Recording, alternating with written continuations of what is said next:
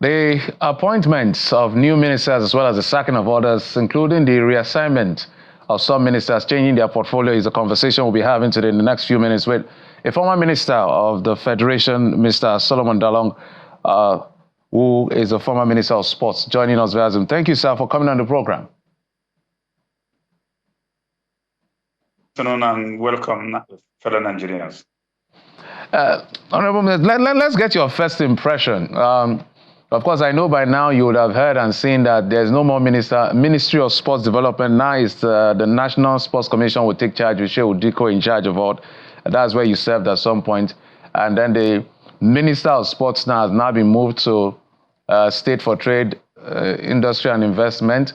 And then we had the former Minister of Sports that succeeded you, taking over, coming in as a special advisor, not even in the presidency, but in the Ministry of Information. So people have been commenting on this particular development. Some are giving knocks, some are giving praises, some are just in between. So what's your own impression of this outcome?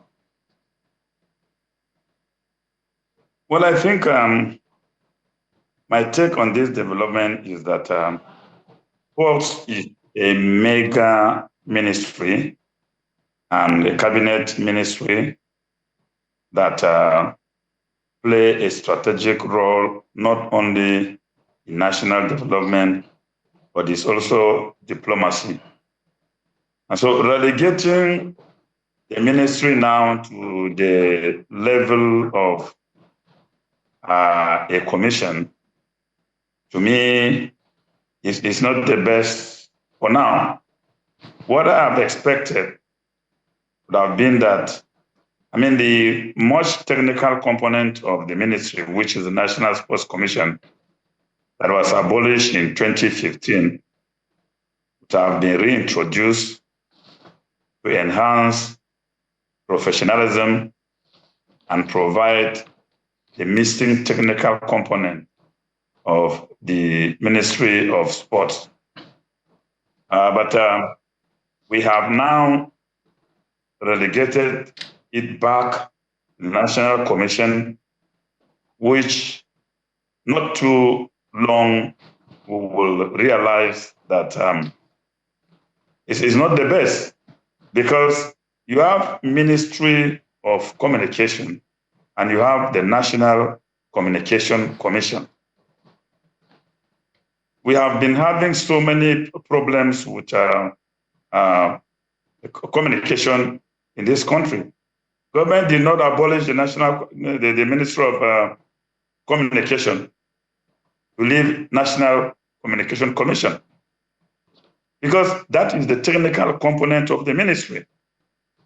So I think what government needed to have done was to bring back the National Sports Commission so that professionals and technocrats will man it, then recruit and train professionals. But now the ministry has been abolished, and I don't know what is the status of the National Sports Commission. Does it have a ministerial status, which to my understanding is not? So the other higher state responsibilities of the ministry at both national and international level will be performed by who? Well, I don't know. Maybe as we go further, we'll find out where they are domiciled at the moment. I've spoken with a couple of the people that are in the know, and it depends on what side you're looking at as far as the role is concerned. But let's expand the conversation beyond sports generally now. For other ministries, now let's talk about the people that have been fired. Do you agree with that listing? Should the president should he have fired more people? Because we spoke to someone earlier. He said, "Look, yeah, a lot of these gentlemen and ladies, a couple of them are not doing well at all. They would have had maybe 50% of the cabinet excused from the cabinet and get fresh people in." Of course, the ministry. There's also the concern about the size of the cabinet is perhaps the largest since, because we have about 47 now, still about 47, because we had 5 fired. I remember Simon, the former governor of Plateau State, he went to the Senate. Bet Aidu was suspended, so we had 2 less. So removing 5 and bringing 7 is like completing the number to still be around 47. So what's your impression in terms of the number, the size of the cabinet, the people that are fired, the people that should have been fired, just generally on this particular point? The people that were fired are those who do not have godfathers and godmothers in the kitchen. And so they were fired. But there were more people. In fact, 70% of the cabinet should have been fired because their performances have been far, far, far below expectation, looking at the huge budgetary appropriation made to the ministries, and yet there is nothing moving on. So I'm dissatisfied personally with the number of people fired because the number is too minimal. The majority of the non-performing members have either been reassigned or promoted to cabinet rank, and they are still there. Then coming back to the size of the cabinet, I think it is unjustifiable because the president is preaching sacrifice and promising Nigerians that we should sacrifice for a better future. But there is nothing exemplary in the attitude of the government to demonstrate that they are also sacrificing. I mean, you cannot have a huge cabinet like the one we have now in place, and you are asking Nigerians to sacrifice. So I think government needs to do more than what they have done now, and to reduce the cabinet, even reduce the ministry to go in tandem with the sacrifices they are asking Nigerians to do. And their lifestyle too and spendings should also be sacrificial. Because the president cannot be asking us to sacrifice while government is using huge amount of money to renovate the houses of vice president, 21 billion, buying of new jets, new Cadillac, new yacht, and new this. I think that does not represent the fact that Nigeria is undergoing trying. So Mr. Dalung, if we move on from I understand you perfectly. Just because of time, that's why I had to cut in. My apologies. Let's talk about I also mentioned the fact that you said 70%. So do you have like some ministries or ministers that you think that should have been fired? Because we know that Ministry of Niger Delta has now, in my view, repurposed, if you want to take it like that, because the same minister that was there is still going to be in charge of regional development, because there's a proliferation of all of this regional development agency, interventionist agency like the NEDC, NDDC, and all of that. And then the submerging of tourism into art, culture, tourism now, and creative economy. So if you had to look at that cabinet as it is, and from what you've seen, who should have been fired that is still in government? Well, I don't want to be involved in profiling of Nigerians because it's against my principle. But I think that I will comment on the issue of the Minister of Regional Development.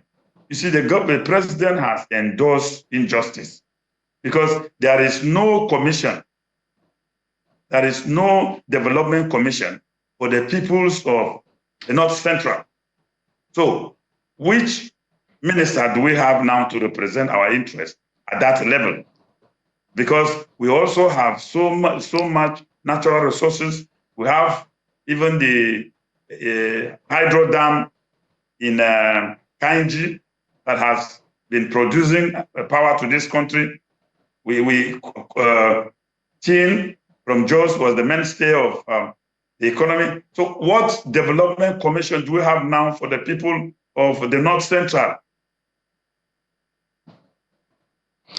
Okay, well, that is a question the president will have to answer, because that also brings me to the issue of that I saw some people raise. I don't know whether it's also a point of concern for you when it has to do with federal character, although Section 147 of the Constitution says the president can make appointment, but at least one person from each state. It didn't say the maximum. It only talked about the minimum.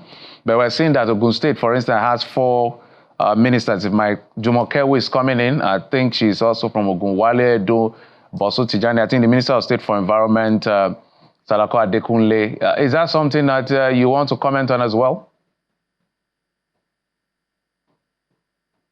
The president should look at that because he's sending a bad signal about his attitude as a father.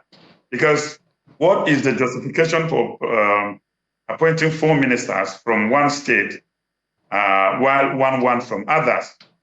As a father, you need to do justice to all. That was what he saw too. So he didn't swear to do injustice to all manner of men. So that to me is injustice, which is more or less what I have complained about for the people of the North Central, who has been completely relegated in the course of development. I don't see that as healthy, and the president should revisit it. As we begin to wind down, at the end and at the very core of this, it's about delivering good governance, delivering service to the people, which, so some people, they'll say they'll give him credit for thinking through that in 15 months he's changing cabinet, he has to do this more and more. There's also the Bianca who has come in, who is also the second person from another political party, Abga, now coming into the cabinet. That's all of that. But at the end of it, at the core of it, is performance and delivery. Do you see this cabinet reshuffled and people brought in and removed? Do you see them doing better? No, I don't see anything changing. Rather, the president has succeeded in compensating political aids and then recruiting new alliances. Of course, bringing Bianca now the Mother General of the Igbo nation, it's clear that he's laying his cards for 2027. But that is, I don't see anything serious that is going to change, because a very serious approach to serious issues will always manifest itself from the beginning. So the president has succeeded in recruiting more allies from different parts of the country, but the country is languishing in pains, penury, and poverty, which he needs to concentrate on. Because this cabinet, I'm not a prophet, I don't wish them bad, but I don't expect any change from them. Mr. Solomon Dalung, I must thank you so much for coming through whenever we call to have this conversation. You've been a member of the cabinet, so you are competent to speak to some of the inner workings as far as this issue is concerned. I'll continue to call on you guys to speak on it. Thank you so much for coming on the program, sir. My door is wide open, and sorry for the late joining, because it's due to the situation in the country. Not a problem, not a problem. We understand. Thank you so much. Thank you. Mr. Solomon Dalung is the former minister of now scrapped Ministry of Sport. I'm just smiling talking about it. All right. Thank you, sir, for coming. And that's it on the program. Thank you so much for your time. And of course, your usual company. You've been served a lunchtime politics.